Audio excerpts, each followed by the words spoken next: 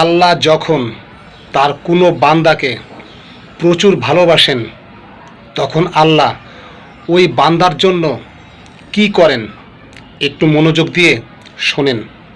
রব কাউকে ভালোবাসতে শুরু করলে প্লেটের ভাত কেড়ে নেয়।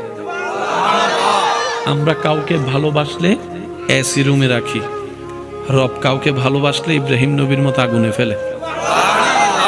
আমরা কেউ কাউকে ভালোবাসলে তাকে উন্মুক্ত করে দিই, উন্মুক্ত স্বাধীন করে দিই। রব যখন কাউকে ভালোবাসে ইউসুফ আলাইহিস সালামের মতো বন্দি করে রাখে।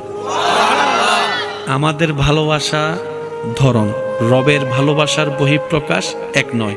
এবার আপনি বলবেন এটা কি ধরনের ভালোবাসা হয় যে ভালোবাসলে কাঁটা দেয়, ভালোবাসলে আগুনে ফেলে, ভালোবাসলে আপনার এসি রুমে না রেখে আগুনের মধ্যে ফেলবে, ভালোবাসলে তাকে বন্দি করে রাখবে, ভালোবাসলে তাকে সারা শরীরের মধ্যে রোগ দিবে। এটা কেমন ধরনের ভালোবাসা জেনে রাখা ভালো। গরমের মধ্যে এসি রুম সবাই পছন্দ করে, গরমের মধ্যে এসি রুম সবাই, ক্ষুধার্ত অবস্থায় খাবার সবাই। আর এই ক্ষেত্রে ভালোবাসার আসল কি নকল বোঝা যায় না। ভালোবাসা তো তখন বোঝা যায় যখন চতুর্দিকে সবকিছু স্বচ্ছতা, ফ্রেশনেস আছে, কোনো জামিলা নাই, হাতে হাত রেখেছে, এটা ভালোবাসা নয়। যখন পকেটে টাকা থাকবে না তারপরে হাত ধরে রাখবে, এটা না ভালোবাসা।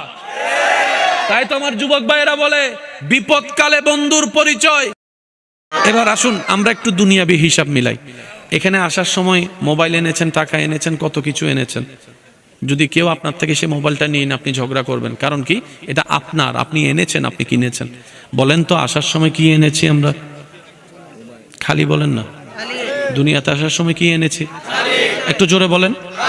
আমি সবার মুখে শুনতে চাচ্ছি। এই একটা কথা যদি বুঝতে পারি আমাদের অনেক কিছু ক্লিয়ার হয়ে যাবে। আজকে যে অনুষ্ঠানে উপস্থিত হওয়া এটার সাথে বড় সম্পৃক্ত বিষয়। আপনি মাহফিলে আসার পরে আপনাকে একজন আইফোন রাখতে দিছে, ভাই একটা একটু রাখো আমি আসতেছি। কিছুক্ষণ পরে এসে সে আইফোনটা আপনার থেকে নিল, আপনার মন খারাপ লাগবে? বলেন, রাগ লাগবে কেন? আপনি মাথায় মনে বসিয়ে রেখেছেন এটা আমার না, সেজন্য আপনার দিতে খারাপ লাগে নাই। আর যেটা আমার নিজের মনে করে নিয়েছেন ওই 2 টাকা হারাই গেল, টেনশন।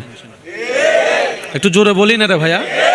আইফোন দিয়ে দিয়েছেন, আপনার এখানেও লাগে নাই, এখানেও লাগে নাই, এটা তো আমার না।